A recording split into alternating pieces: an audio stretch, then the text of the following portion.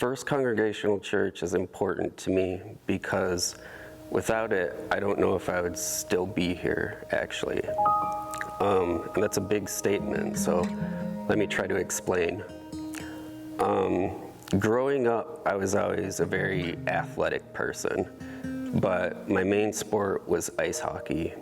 I grew up in North Dakota, and during the winters, my dad would put plastic down and then flood the yard and put boards up, and me and the neighborhood kids would just play during the evenings for just hours. And even as an adult, and I would be moving from job to job across the country, the first thing I would always do before I even applied anywhere was look up and make sure that I had a hockey rink. And that was always the community that was constant no matter where I lived.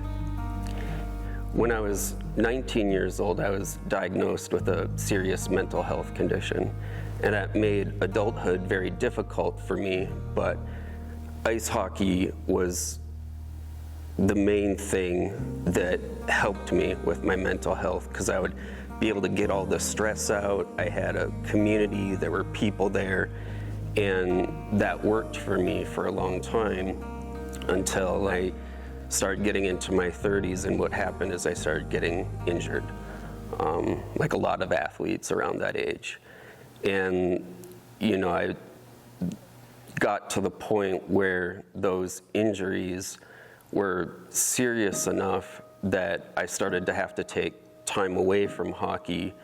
But what happened is, due to a series of unfortunate circumstances, including interactions with the medication I was taking for my mental health, and some medical treatments that didn't work out well, the pain never went away. And eventually I was diagnosed with fibromyalgia, and now I have permanent chronic pain. And among many things that needed to change in my life, that meant that I wasn't going to be able to play hockey again. And the thing that's fortunate is that my wife and I had already been attending First Congregational Church. We weren't new to this community, but my focus had always been the hockey rink. I was a rink rat that would spend 5 days a week there if I could. But once hockey went away, I lost my community. And as time progressed and I realized I'd never play again, my focus and attention shifted more and more to this church. And friendships that were already there went deeper.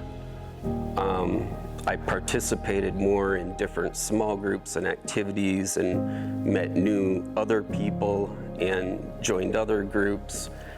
And basically, this church gave me the community that I needed in order to deal with both a serious mental health condition and now permanent chronic pain and a serious physical health condition, both of which are invisible. But what has helped me a lot is being able to come to this place and talk to people and share my story, and build social connections, deepen my spiritual relationship. And so if you ask me the question, how much does this church mean to me? The answer is a lot.